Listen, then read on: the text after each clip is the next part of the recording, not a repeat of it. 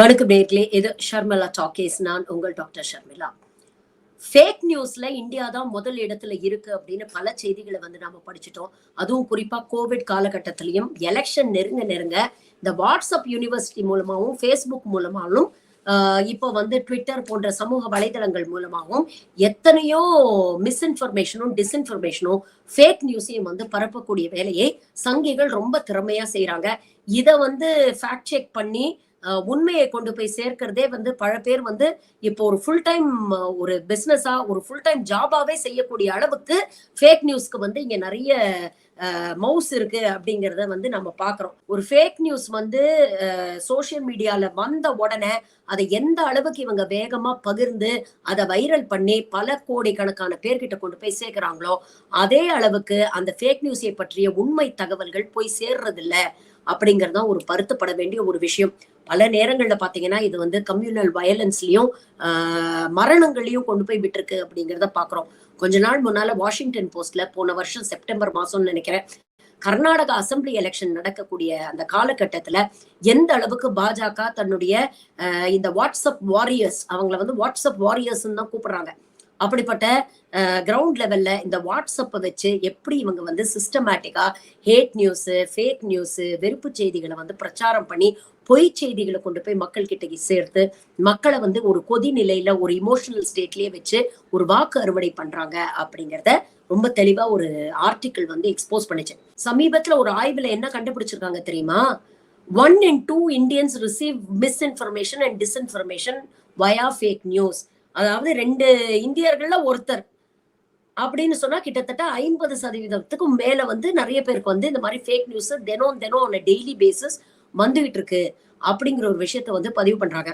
உதாரணத்துக்கு சொல்லணும்னா 2016-17 வருடம்னு நினைக்கிறேன், யுனெஸ்கோ மோடியை the best PM of the வேர்ல்டுன்னு செலக்ட் பண்ணிடுச்சு அப்படின்ற ஒரு ஃபேக் நியூஸை இந்த சங்கி கூட்டம் இணையதளத்துல பரப்புச்சு.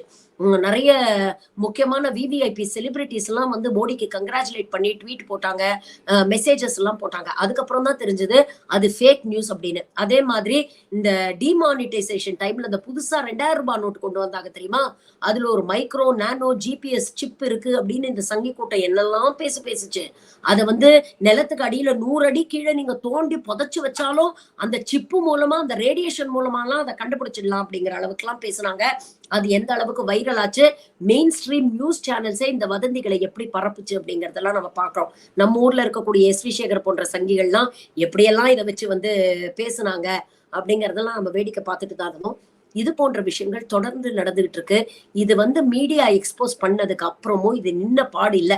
இன்ஃபேக்ட் 2024 எலெக்ஷன்ல பாத்தீங்கன்னா இந்த மாதிரி ஃபேக் நியூஸ் அதிகம் பரவுது. குறிப்பா நாட்டுடைய பிரதமரே வெளிப்படையா மேடைகள்ல சிறுபான்மையினருக்கு எதிராகவும் எதிர்கட்சிகள் எதிராகவும் வன்மத்தை கக்குறேங்கிற பேர்ல பொய்யை வெளிப்படையா சொல்லிட்டு இருக்கிறாரு.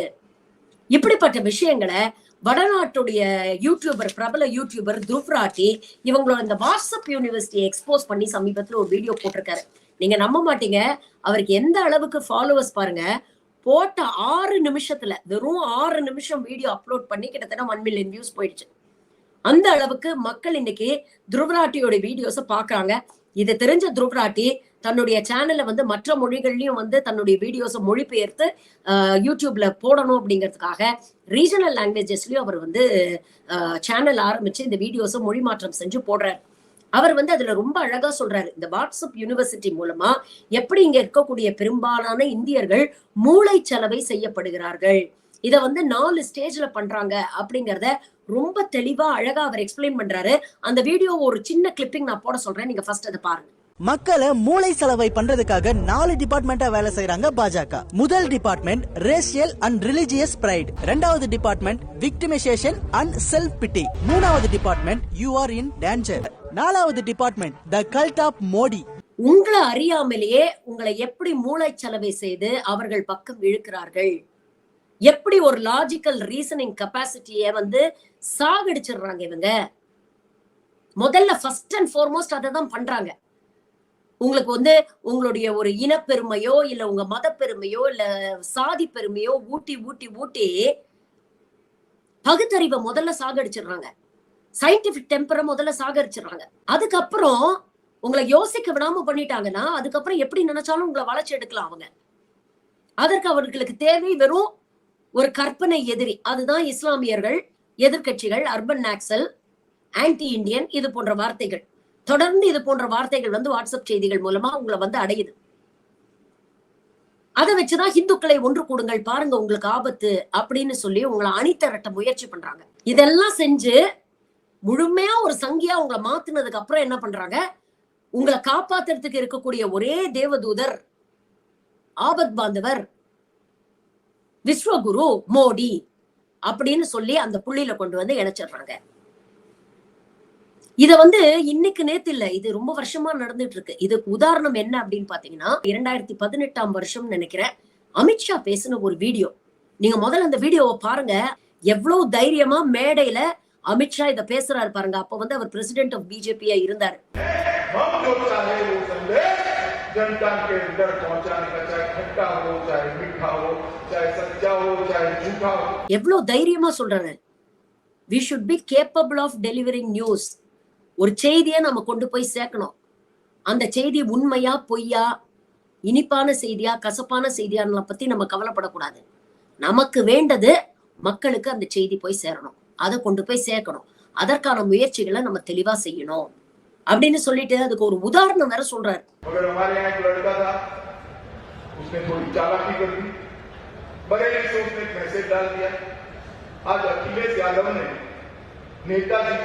मतलब मुलायम सिंह तो जाना अब मारा नहीं। नेताजी और अखिलेश जी 600 किलोमीटर दूर थे, मगर उसने डाल दिया और सोशल मीडिया की प्रदेश की टीम ने समझे बगैर उसको नीचे भी डाल दिया, सब जगह फैल गया. இந்த பொய் செய்திகள் எந்த அளவுக்கு பிஜேபிக்கு வந்து ஆதரவா செயல்படுது அப்படிங்கிறதுக்கு ஒரு உதாரணம் என்ன சொல்றாருன்னா, அகிலேஷ் யாதவ் வந்து முலாயம் சிங் யாதவ அரைஞ்சிட்டாரு அப்படின்ற ஒரு ஃபேக் நியூஸ பரப்பி விட்டோம். ஒரு வாட்ஸ்அப் சங்கி ஒண்ணு பரப்பி விட்டுச்சு. அதை மற்ற சங்கிகள் எடுத்து ஃபார்வர்ட் பண்ணி அந்த நியூஸ் வைரல் ஆயிடுச்சு. உண்மையிலேயே பாத்தீங்கன்னா அவங்க 600 கிலோமீட்டர் தள்ளி இருக்கிறாங்க. இருந்தாலும் பொதுமக்களிடையே என்ன ஒரு பர்செப்ஷனை கிரியேட் பண்ணோம்னா, பாருங்க அப்பனையே மதிக்காதவன் நாளைக்கு வந்து மக்களை வந்து எப்படி மதிப்பான் அப்படிங்கிற அளவுக்கு ஒரு பர்செப்ஷனை கிரியேட் பண்ணி அகிலேஷ் யாதவ் ஒண்ணுமில்லாம பண்ணிட்டோம் அப்படிங்கறத பெருமையா சொல்றாரு. உத்தரப்பிரதேஷ்ல மட்டும் ஒரு வாட்ஸ்அப் குரூப் கிட்டத்தட்ட 32 லட்சம் சப்ஸ்கிரைபர்ஸ், பல வாட்ஸ்அப் குரூப் கிரியேட் பண்ணி வச்சிருக்காங்க. அப்போ ஒரு ஃபேக் நியூஸ் 32 லட்சம் பேருக்கு போகுதுன்னா அவங்க கிட்ட இருந்து எத்தனை கோடி பேருக்கு போகும் யோசிச்சு பாருங்க. व्हाट्सएप ग्रुप पर बना और हर रोज सुबह व्हाट्सएप पे 8 बजे वो भेज देते थे सत्य जानने। अखबार जो कुछ भी भाजपा के लिए गलत प्रकार की खबरें भेजता था उसकी सच्चाई वो व्हाट्सएप पर डाल. அதுல தினம் காலையில 8 மணிக்கு நோ த ட்ரூத் அப்படின்னு சொல்லிட்டு உண்மையை அறிந்து கொள்ளுங்கள்னு நாம சொல்ல வேண்டிய செய்திகளை டெய்லி மார்னிங் 8 மணிக்கு நம்ம போட்டுருவோம். இத வந்து அவங்க வைரலா பரப்பிடுவாங்க. அப்ப என்ன ஆயிடும், ஊடகங்கள்ல வர செய்தி பொய்யே, ஊடகங்கள் வேணும்ட்டே பாஜகவுக்கு எதிராக செயல்படுது அப்படிங்கிற ஒரு இம்ப்ரெஷனை கிரியேட் பண்ணிட்டா அதுக்கப்புறம் நாம எதுவும் செய்ய வேண்டாம். நம்மளால் மூளை செலவை செய்யப்பட்ட ஒரு கூட்டம் இருக்கு இல்லையா, அவங்க மத்த விஷயங்களை பார்த்துப்பாங்க. சமூக வலைதளங்கள்ல இதே மீடியாவை எதிர்த்து அவங்க சொல்லுவாங்க, நீங்க பாஜகவுக்கு எதிராக ஃபேக் நியூஸ் போடுறீங்க அப்படிங்கிற அளவுக்கு அவங்க மேல வந்து பாய்காட் இதெல்லாம் பாக்குறோம். நம்ம தினந்தரம் பார்த்துட்டு தானே இருக்கோம். ஏதாவது ஒரு செய்தி வந்ததுன்னா உடனே அந்த நிறுவனத்தை பாய்காட் பண்றது, அந்த நடிகரை பாய்காட் பண்றது. அப்போ ஒட்டு மொத்தமா லட்சம் கோடிக்கணக்கு பேர் இந்த மாதிரி ஒரு விஷயத்த சொல்லும் பொழுது, ஒரு நரேட்டிவை கிரியேட் பண்ணும் பொழுது ஊடகங்களுக்கு அச்சம் வருது. அப்ப நம்மளை பத்தி எழுதுறத குறைச்சுப்பான், இல்ல நமக்கு எதிரான செய்திகளை எழுத மாட்டான். இறுதியா அதுல ஒண்ணு சொல்றாரு, அதுதான் ரொம்ப பயமா இருக்கு. இன்னைக்கு இருக்கக்கூடிய இளைஞர்களோட சோசியல் மீடியா ஸ்கில்ஸை நம்ம முழுமையா பயன்படுத்திக்கணும். நமக்கு தேவைப்பட்ட செய்தியை தீயாய் பரவ செய்யறதுக்கு அதுதான் முக்கியமான ஒரு விஷயம் அப்படின்னு சொல்றாரு அவரு.